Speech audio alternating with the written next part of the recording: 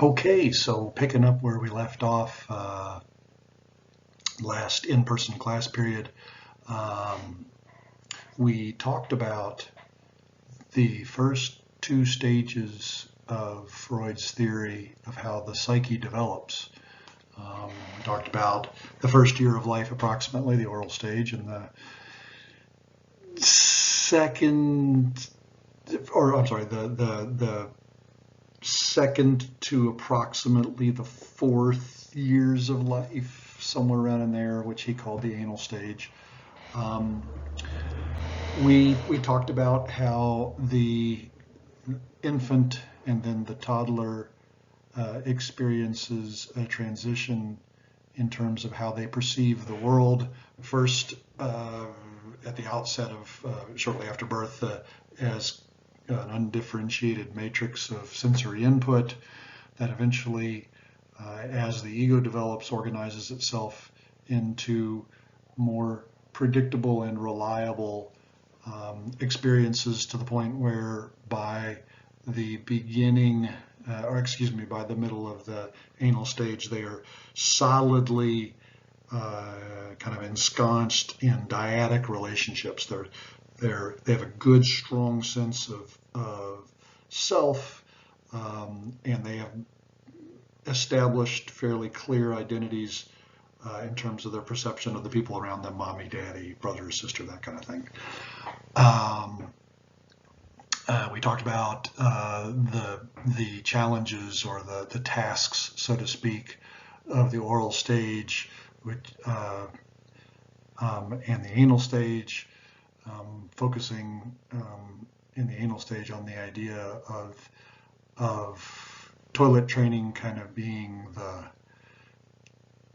literal and symbolic center of the struggle for the child to establish some sense of control of him or herself, some sense of agency independent of the parents. We talked about the experience of toilet training as being the child's first kind of recognition that you can't make me do something. So we went through, obviously, very quick summary of what we've been through so far. The transition from the second stage, Freud's second stage, anal stage development, into what he would call phallic stage development, which begins to happen 3.5, 4.5 years old, and really comes into play as the child begins to recognize, as the child begins to develop the cognitive capacity for more complex interpersonal relationships. Specifically, as the child develops the capacity to be in a relationship, or be in an interaction, with one person, mommy, while simultaneously holding on to awareness of another person. Prior to phallic stage development and anal stage development, when the child, we talked about this last class period, when the child is dealing with mommy, awareness of daddy is gone, and vice versa. Dealing with daddy, awareness of mommy is gone. So the relationships remain dyadic, two-person relationships. But as their cognitive capacity develops, the child becomes better and better and better at dividing awareness, so to speak. So I'm dealing with mom, and I don't know, she told me no. I wanted a cookie and she told me no.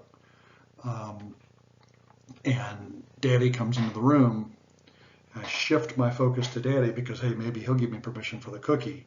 I haven't forgotten, in shifting my attention, mom now, at this point, at the phallic stage, no longer disappears from awareness. I'm capable of kind of holding in awareness how she might be reacting to me asking Daddy for the cookie. I'm maybe aware of nonverbal or even probably nonverbal communication going on between the two of them as she's glaring at him over my shoulder saying, don't tell him he can have the cookie.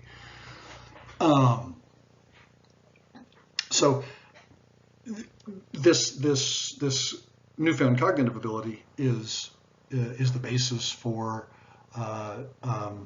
the capacity for what we call triadic relationships, which really triadic meaning I can be in a triangle in a relationship with two people simultaneously, and of course it can actually be more than two people, but the basic framework is, and the important thing about the phallic stage is now the child has the capacity to deal with two people roughly simultaneously, to deal with one person while not forgetting about the presence of the other person while still being aware of that other person.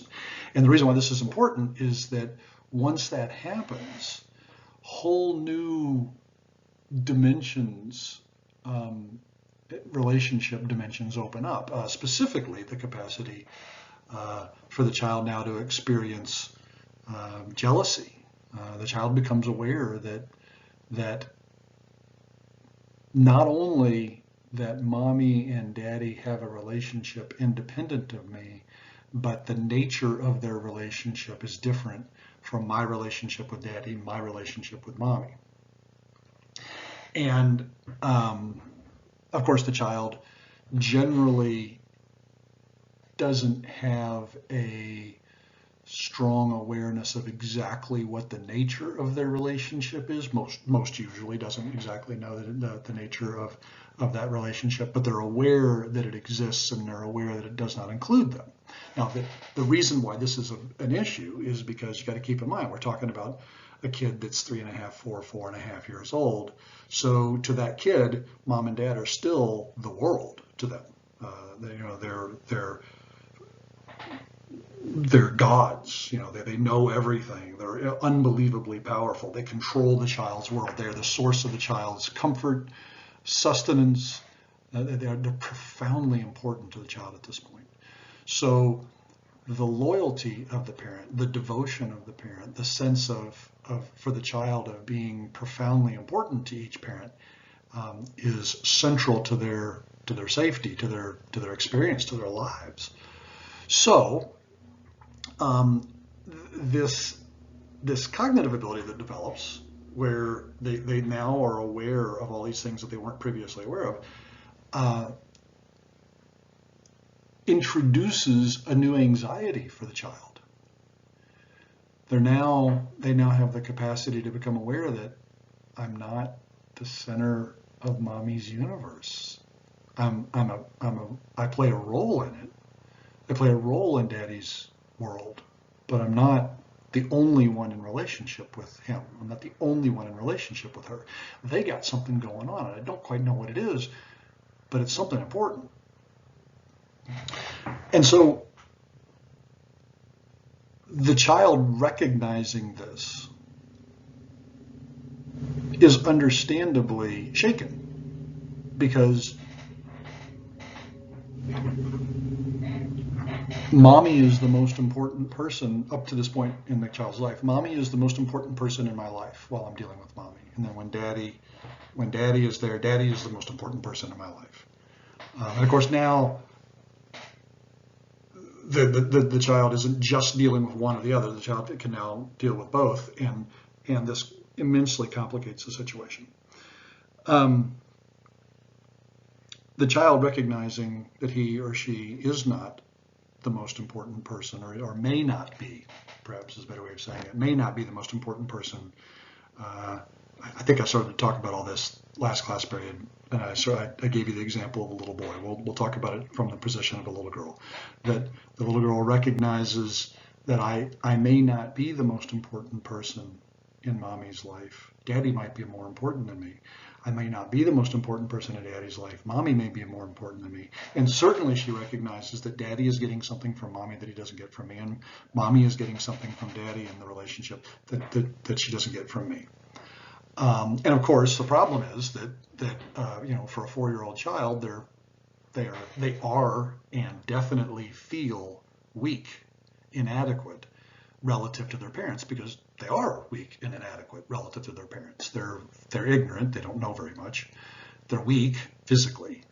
They are no competition. Not in most of the senses that we talk about somebody being a competition in a relationship. Of course, there are some strategies that they can employ that are dependent on their weakness and neediness, and children will often do that. But that's not consistently reliable. And so what the child looks for is how to shore up their position in each of these relationships. And using the little girl as an example, because like I said, I think we talked about this from the male perspective at the end of the last class period. So from the little girl's perspective, what she's looking at is she's like, okay, I can't beat either one of these people at their own game. So what other options do I have? And essentially what the solution the classic solution that Freud talked about was the child, if you can't beat them, join them. And so that the child looks at mommy and looks at daddy, the little girl looks at mommy and looks at daddy, and in terms of thinking about who to join, or in psychoanalytic language, with whom to identify, with whom to align oneself psychologically. She's at the stage now where cognitively there's better recognition of categorization, in this case specifically sex categorization, and the little girl recognizes I'm a girl like mommy, I'm female like mommy, and that daddy is different. Daddy's a boy, daddy's male. And this becomes profoundly important to the child because, let's face it, this is one of the primary ways in which human beings organize themselves and categorize themselves. And so she does the logical thing. She says, okay, well, mommy's a girl, mommy's female, and she's better at it than I am. She's more complete as a female than I am. And so what the little girl does is she comes to the logical conclusion that to the degree that I can emulate mommy, to the degree that I can be like mommy, perhaps daddy will find in me the things that he values in mommy. If I'm like her, he'll love me like he loves her. And, not coincidentally, if I'm like her, mommy will be more closely connected to me. So this identification is actually a very clever solution to the problem. If you can't beat them, join them. And again, like I said about the male, to a lesser degree, the little girl is also emulating daddy, identifying with daddy, trying to kind of align herself with him in such a way that mommy will love in her whatever she loves in daddy. The balance tends to be, for the female child, more with the female parent, and the balance for the male child tends to be more with the male parent, simply because gender identity and sexuality make that a little more efficient. So Freud made the point that it is in this stage and by this process that the child becomes very, very, very interested in and aware of the distinction between the sexes. This is where gender identity develops as you identify with the same-sex parent, as a way of resolving this triangle.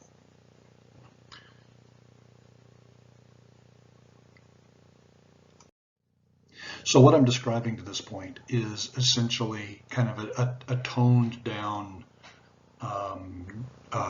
description of the Oedipus complex or the Electra complex. The Oedipus complex was the term that Freud used to discuss this whole process from the male perspective, and the Electra complex is the term used to describe this whole process from the female child's perspective.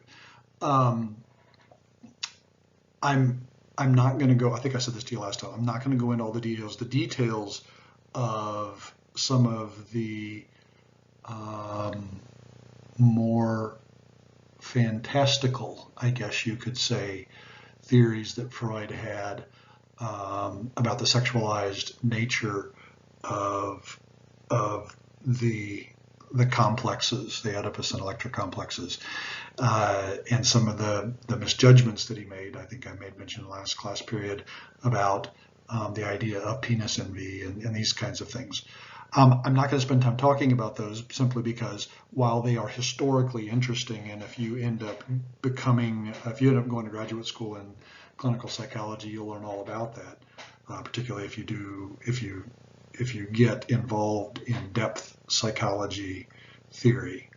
But what I want to focus on now is not so much the historical details as the practical usefulness, the ways in which his theory actually does hold up.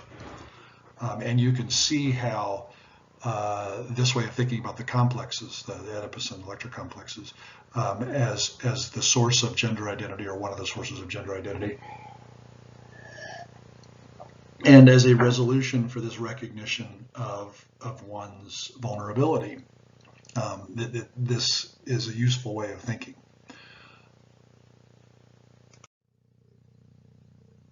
I have a couple of slides here making reference to Oedipus and the Greek myth.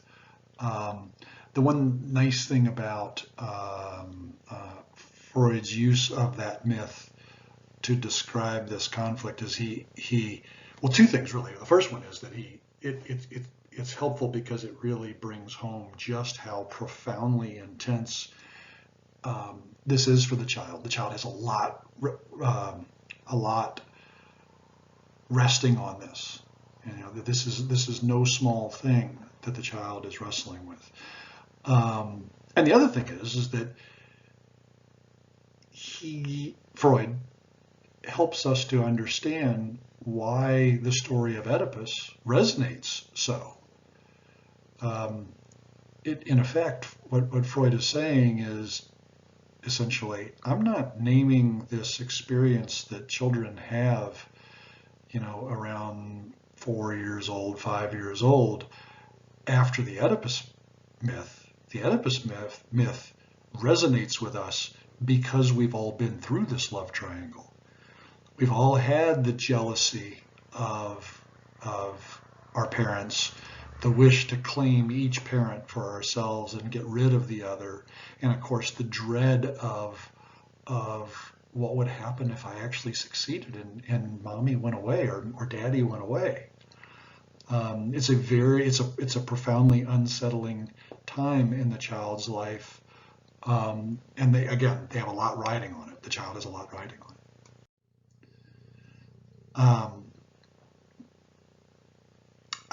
I lay out for you here in just a really brief form the problem, the challenge for the male, the problem, the challenge for the female.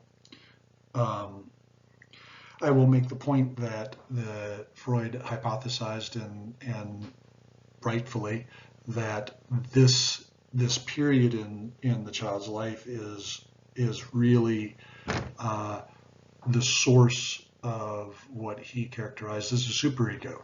As the child identifies strongly with each of the parents, most strongly with the parent, the same-sex parent, part of that identification process is taking for one's own a way of thinking about the world, thinking about gender roles, thinking about rules, right and wrong, these kinds of things.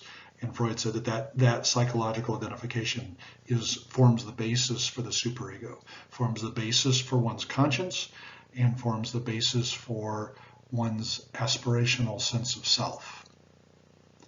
in short, he argued, that you spend the rest of your life to one degree or another trying to become this image that you hold of mommy and or daddy.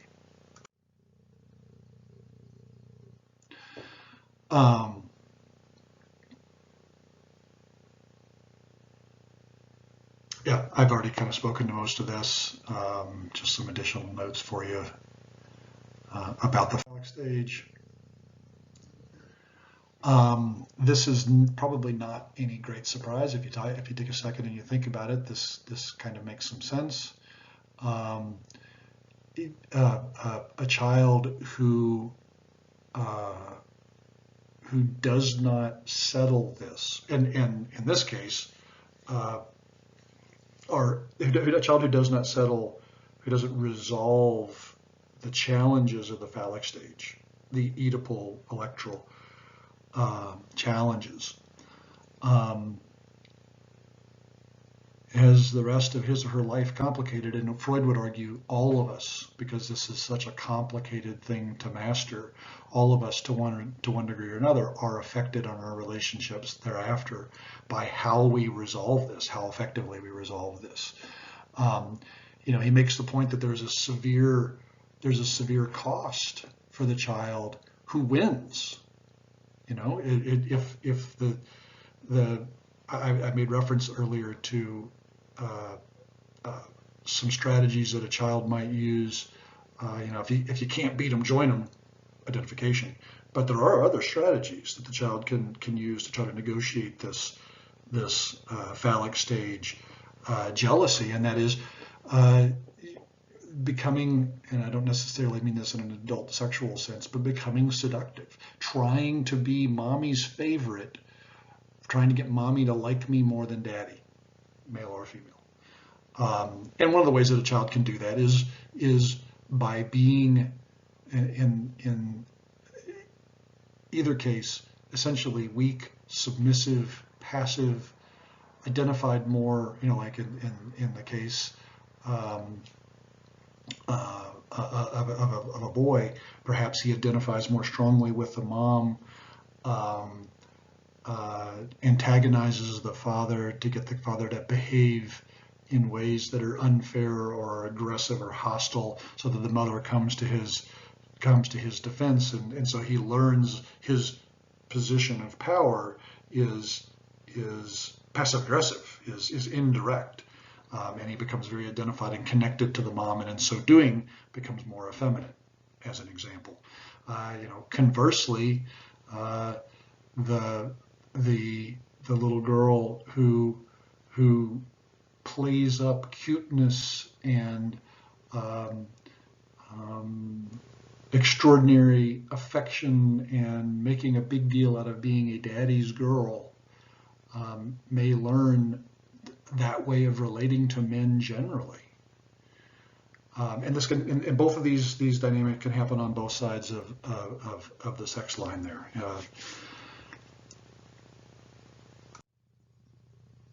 A couple of last points before we move on. I think these have implications regardless of to what degree you accept the Freudian theories broadly. I think it is important to recognize the implications psychologically of the fact that a little boy learns to become male by giving up his earliest love, which generally, for both males and females, boys and girls, is mommy. Well, in order to become a boy, in order to become a man, to become male, to learn to be male, the little boy has to some degree, relinquish identification with mom and find a male, actual daddy, uncle, grandpa, whomever, or if there is no male available, some role model, I don't know, from books or television or movies or some cultural identification. But he learns to be male by being unlike his first love.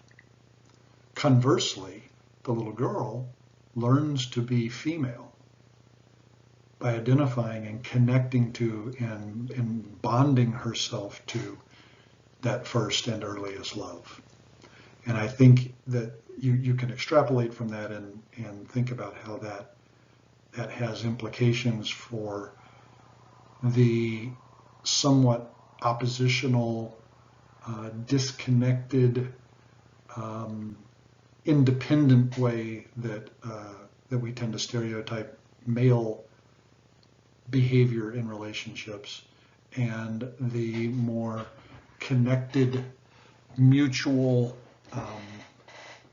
emotionally available way that we tend to think of the feminine position in relationships.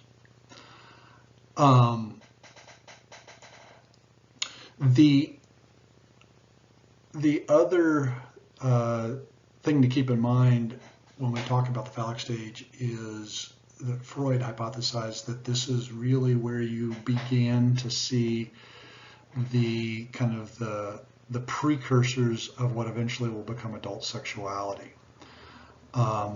He believed that people are inherently bisexual, and really what he meant by that was that human beings, like any mammal, are going to seek relationship with their species. So we want to be connected to other human beings. It's in our makeup. It's the way we are made.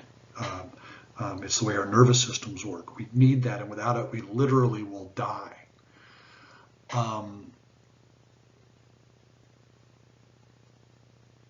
And we, like other mammals, are inherently pleasure-seeking. And we will, Freud argued that we learn to choose the object for our sexual orientation. We learn to choose our mates, partly in identifying with our mother or aunt or our father as a child. You know, he said basically that a little boy learns to hold as a potential sexual mate females by identifying with his father and orienting himself as his father does toward females, and vice versa for little girls, and argued that and there's a lot to question in this. There's a lot of evidence. I'll put it to you like this: there is some evidence that Freud may have a point in his argument that that somebody who develops as they become an adult as a homosexual orientation, Freud would argue that the male homosexual orientation is the result of an identification with the mother. And certainly there are many, many cases, probably the majority of cases, where that is not the case. There are cases, though, where there does appear to be that dynamic in an adult person who has a homosexual orientation. There does in some cases, this is where this came from for Freud, appear to be that orientation, that connection.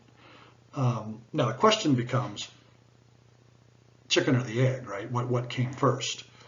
Is that connection that, say, the little boy who becomes homosexual as an adult, has a homosexual orientation as an adult, did that happen because he was identified with his mother, or did he identify more easily with his mother because the orientation was already kind of incipiently there at the time of the phallic stage? A difficult thing to discern, but it's an interesting thing to give some thought to. At any rate, Freud's argument that people are inherently bisexual was the argument that we are pleasure-seeking. We will seek pleasure regardless of the source until we learn what is culturally demanded. And he did acknowledge that there's, of course, biology involved, and certainly that does appear to be the case, that there is a strong biological hormonal component to both heterosexuality and homosexuality.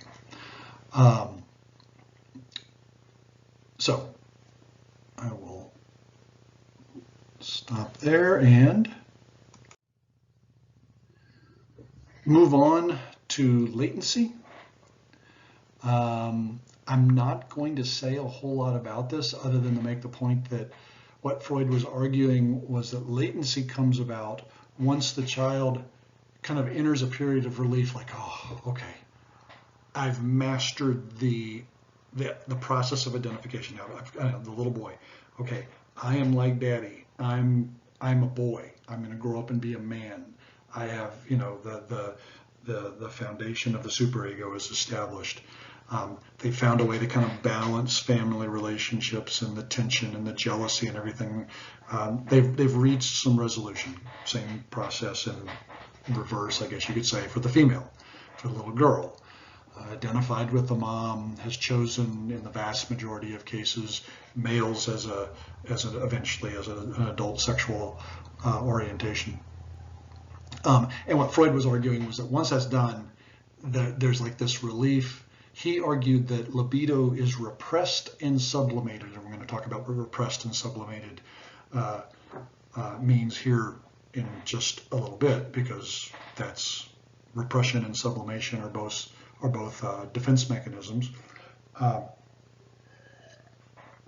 he argued that libido is repressed and sublimated into learning, relationships, sports, essentially school life, right? Because latency, what Freud hypothesized is that you do this wrestling with your nuclear family relationships, mommy and daddy, and then once that is resolved, but usually that's fairly resolved for better or worse. Sometimes the resolution is fairly problematic, but it's relatively resolved, and around the time that the child begins to enter really into school, into school proper, first grade, roughly. And while Freud talked about it in terms of repression and sublimation, another way of thinking about it is the kid becomes very immersed in relationships for the first time, really. I mean, you have play dates and everything prior to this, but it isn't until you enter school that you start spending a substantial amount of your waking life away from your family, and you become very immersed into those other dynamics. And so this period that Freud called latency, starts at about the time that you begin spending a lot of time with people outside your family relation, outside of your mommy and daddy, really. Those other relationships become important. The broader family becomes more important. And Freud described that period of time as lasting up until puberty, essentially, when hell breaks loose.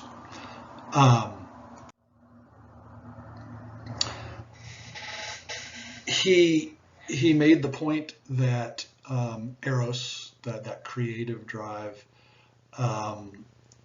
is not explicitly connected to the genitals, and what he meant by that, or oriented to the genitals. And what he meant by that was that the creative life drive is not fully sexually adult, because that would be eros being expressed genitally.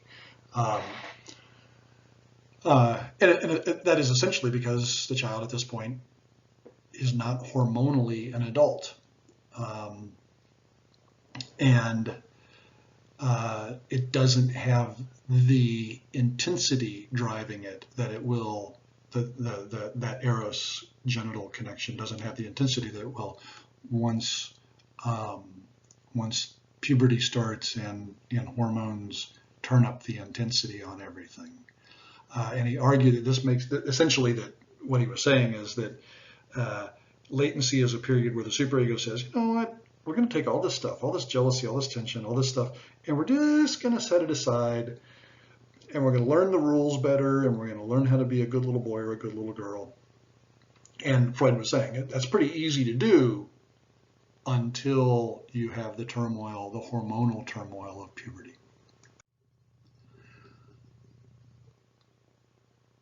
And I've already kind of made a point, I've already made these points.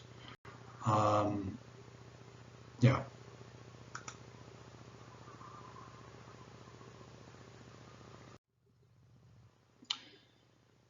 And for Freud, I'm not going to say a whole lot about this, because for Freud, he didn't say a lot about this. He essentially said that once a child enters into puberty, you have the beginning of what he called the genital stage, and he called it the genital stage, as he did with the oral stage, anal stage, phallic stage, because he was saying that eros is cathected to the energy is invested in these different areas of the body. So the erogenous zone for eros in the oral stage is the mouth. In the anal stage are the sphincters of the urinary sphincter and the fecal sphincters. And in the phallic stage, that the erogenous zone well, the way that he thought about it was the phallus. Do I or don't I have a penis? That was the way Freud thought about it. Of course, there are some complicating factors to that, and you can read about some of that in the text.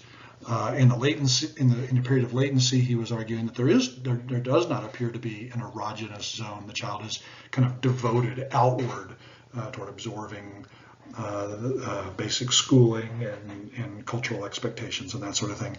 And then puberty starts, and the attention, the concern becomes very genital. The child becomes very invested in, gradually, not immediately obviously, but gradually, as secondary sex characteristics develop and all that sort of thing, the adolescent becomes more and more and more immersed in adult sexuality. Relationships become more complex. The capacity for abstract thought fully develops over the course of, onset of puberty to about 25 years old, et cetera, et cetera. When we get to Erikson, we'll talk a whole lot more about what happens after that onset of puberty. But Freud really didn't talk much about that. His attitude was basically, okay, the human animal is now reproductively an adult at this point, and he didn't really have a whole lot to say about what's happening psychologically beyond that in any broad sense. He had interesting things to say about it in different individuals who are patients, but he didn't do like what Erikson did, which was looking for patterns in adulthood after the onset of puberty in terms of stage development. Okay, so before we move on and we talk about defense mechanisms, which are one of the central kind of organizing phenomenon for the experience of personality in the psychodynamic world, we need to talk about what exactly the defense mechanisms are defending against. And that brings us to anxiety.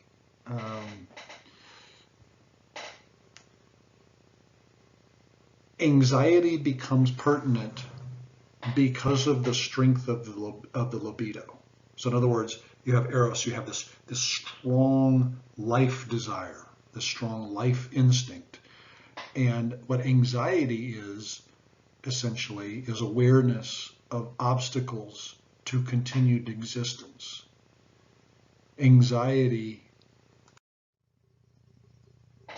is fear.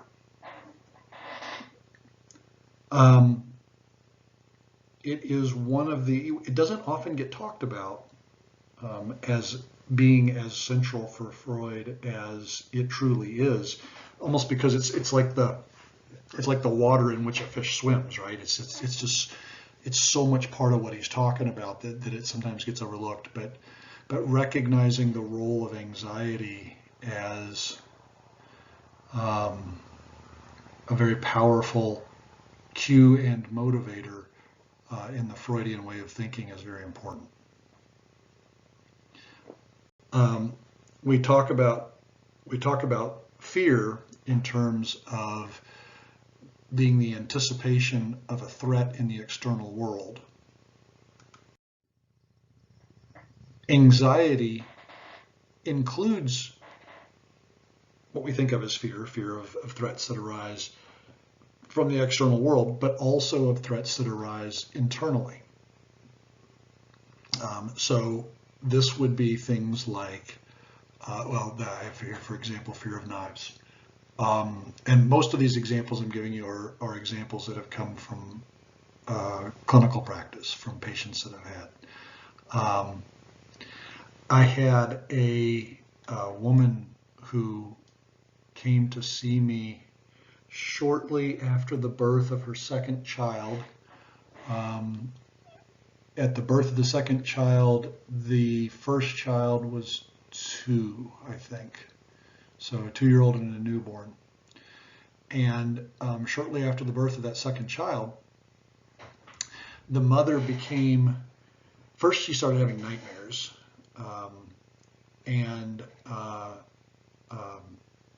then developed a fear of knives that she became aware of at first watching a movie or a television show, and there was a character in it who was threatening to stab the other character, and she became just immensely afraid, much more afraid than it surprised her how strong her reaction was. And then, of course, like the next day, she was in the kitchen and she went to grab a kitchen knife to cut something and just had a strong anxiety reaction. And the long and the short of it is, what we figured out in psychotherapy was that there were 2 things. One, she was wrestling with some postpartum depression, and while she loved her children tremendously, was also fairly resentful of those children. And while we did not talk about this particular piece explicitly in psychotherapy, there did appear in her dream material plenty of evidence that she that she was having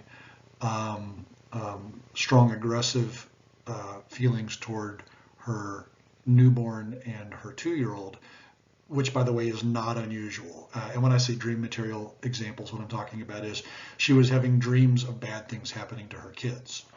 And yes, that is a normal anxiety. Most parents go through it. We love our children. We don't want something bad to happen to them.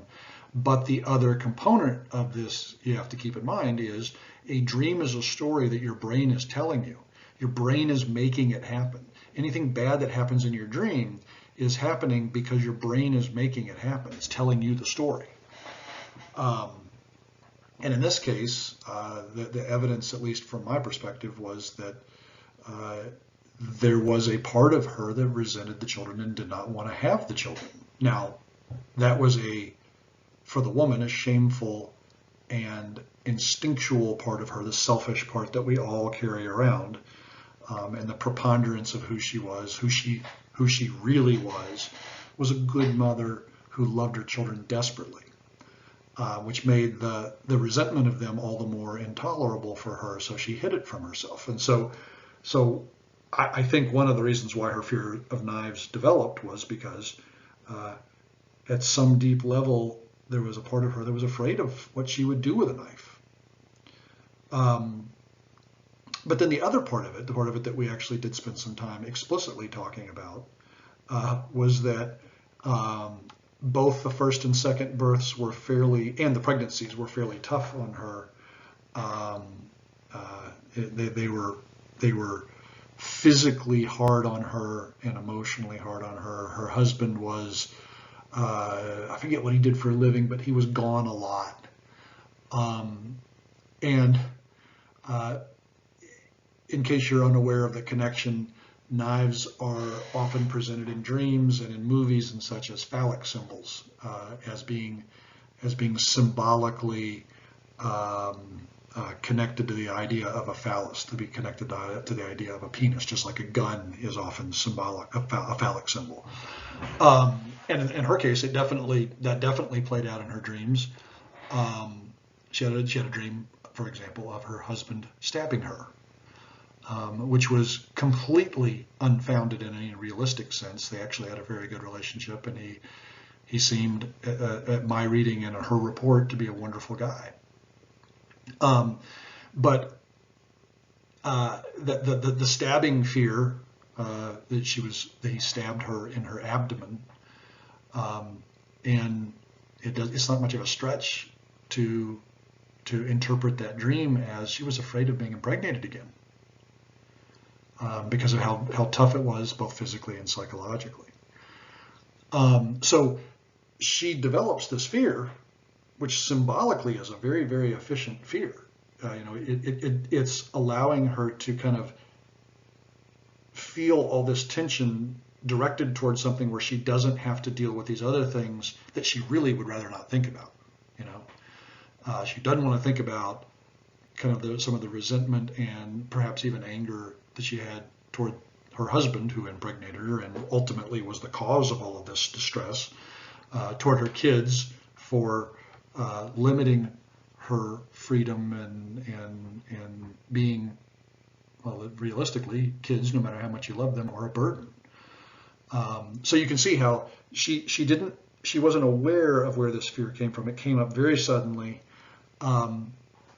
And the way we dealt with it, and the reason I'm so confident that this interpretation of her fear of knives is accurate, is because we did talk through her fear of becoming pregnant again, her desire not to become pregnant again, and her resentment of her husband for, in her words, knocking me up and walking away. Of course, he didn't walk away from the marriage. He was on the road a lot as part of his job.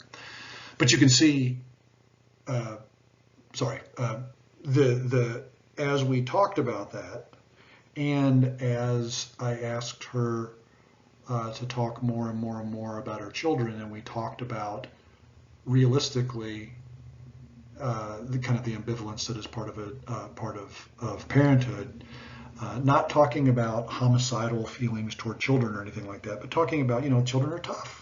And it does change your life, and it does limit you. There's all sorts of paths that you'll no longer be able to take, and it's okay to feel sadness about that, and even in some cases some anger and some resentment. And it, as we talked through that resentment and through the relinquishing of various dreams that she had, so on and so forth, and her anger toward her husband, the fear of the knives dissipated and went away. So, an example of how anxiety can be directed towards something that is symbolic of something else that you don't want to admit to yourself. And that's a particular type of anxiety, which we're going to talk about in a second. The other thing to keep in mind about anxiety in the Freudian sense is it's unpleasant, like the experience of pain, but like the experience of pain, it's necessary. It's a signal that something is wrong. Anxiety is the warning that something is about to get out of control, or something could potentially get out of control. Just like pain is the warning that something is damaged or could be damaged. I said a second ago that we're going to talk about that example of knives as anxiety, as a symbol of something that is actually the source of the anxiety. And as Freud talks about this, he talks about three basic types of anxiety: what he called reality anxiety, neurotic anxiety, and moral anxiety. Reality anxiety is exactly what it sounds like it is. It's fear. It's you're afraid of something bad that can happen. This type of fear is instinctual and innate. It's part of the way we're wired.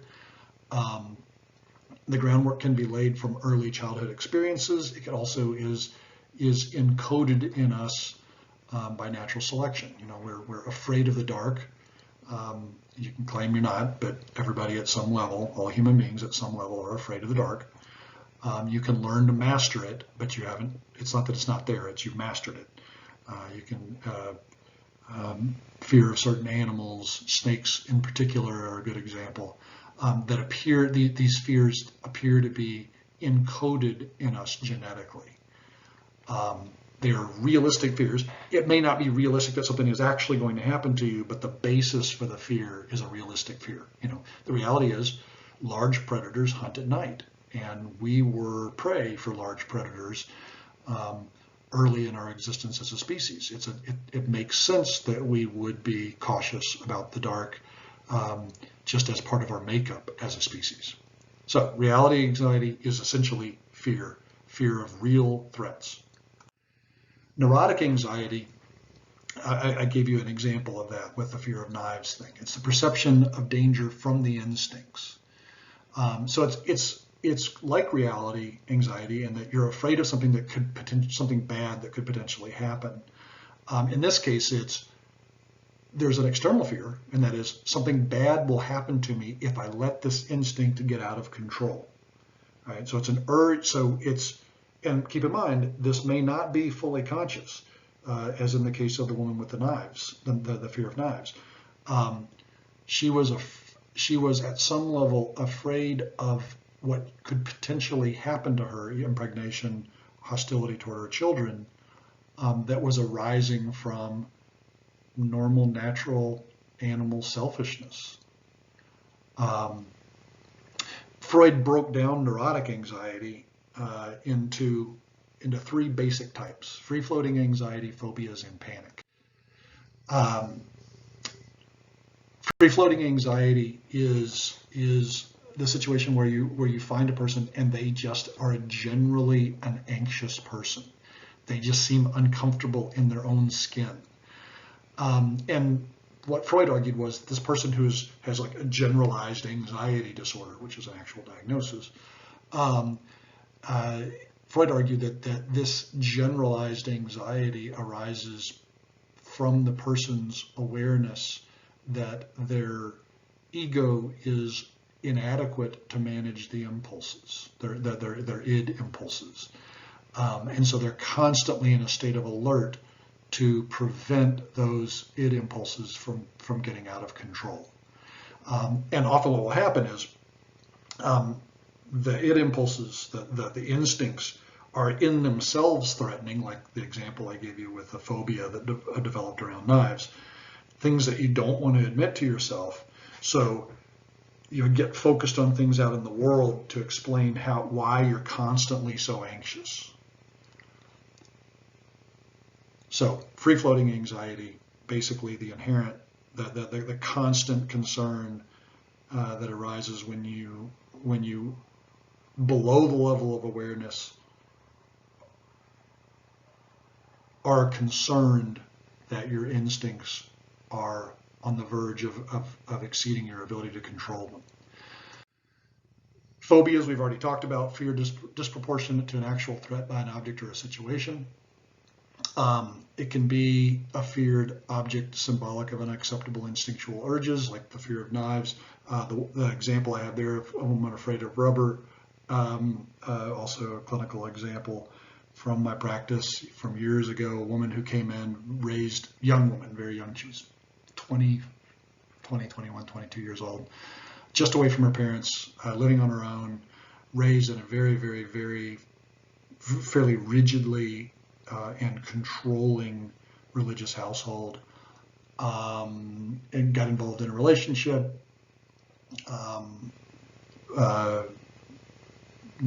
in love with a man, had all the normal associated urges, and essentially became very preoccupied with rubber. Anything rubber in her household, but the first thing was rubber cleaning gloves. She just didn't want to have anything to do with them. That had never bothered her before, but it suddenly began bothering her. The texture of it, the sound of it, all this kind of thing. And the long and the short of it, not a big surprise. She connected that to condoms, rubbers. I don't think they really call them that anymore, but back when I was working with her as a patient, they were called rubbers. And essentially this fear of rubber, fear of condoms, ultimately was her fear of her own sexual urges toward this man that she was in love with. And she had never had any preparation for how do I deal with this?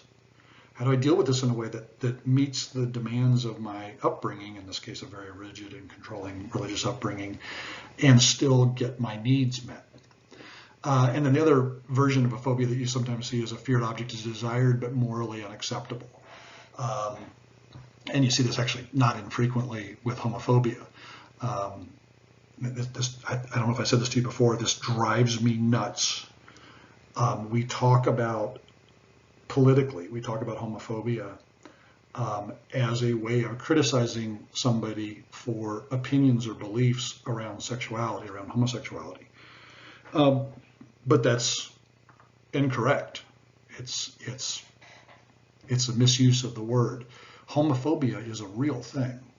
And what homophobia is a person who is having homosexual urges that for whatever reason, often upbringing, cannot acknowledge to themselves that they are having. Not inevitably, but often this is a male. Because we have stronger stronger cultural prohibitions against male homosexual behavior than we do around female homosexual behavior. So you tend to see it more distinctly in males, but not infrequently you'll get a guy, and he often is very macho, very, very hyper masculine in how he presents. And he'll make a big deal and is only aware of being very, very strongly attracted to women. But it's almost a case of, methinks he doth protesteth too much. It's over exaggerated. And almost inevitably, these guys hate anybody who they perceive as being, any male who they perceive as being feminine, and any male who they recognize or who identifies as homosexual. They cannot tolerate them. And what the issue is that they fear in that man what they fear in what he fears in himself. That person with homophobia hates somebody whose sexual orientation is homosexual because he so fears it in himself. And he hates it. It makes it an easier thing to pretend like this is not me if I can hate it in you. And so homophobia, the real thing, is actually a phobia. And it can cause acting out, which brings us to the next thing, in what we call panic, which is sudden acting out that arises from anxiety. The sudden acting out, and panic sounds like it's fear, and sometimes it is fear. But it can also be violence, and you get this for men who are truly homophobic if they're approached in the wrong situation. Say they're approached by somebody who they perceive as gay. There are times where they will have a panic in which let's face it, fundamentally is fear-based, but they act out very violently and aggressively toward the person that they perceive as homosexual. So panic can be, in the Freudian sense, it can be a very strong fear reaction, but it can also be hostile, aggressive behavior as a way of pushing away something that is linked to whatever the source of the anxiety is. So 3 kinds of neurotic anxiety. And then, as I said before, there's reality anxiety, neurotic anxiety, and under neurotic anxiety, you have the 3 subtypes that I'm not going to go through because I don't want to have to go back slides. And then the third of the 3 basic kinds of Freudian conceptualization of anxiety is moral anxiety. And this is essentially when you experience a sense of guilt or shame for an urge that you have. Another way of thinking about this is the superego punishing the ego for having for inadequately managing an urge.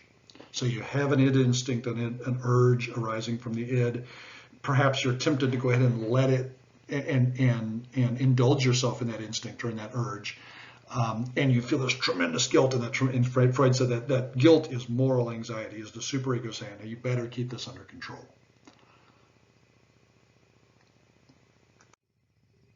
Okay, so that was the quick tour through anxiety from a Freudian perspective. Now what we're going to talk about in the next PowerPoint are defense mechanisms, which are the strategies that the ego uses to control things that are anxiety, among other things, control things that are anxiety provoking, control instinctual urges that are anxiety provoking. So I am going to stop there.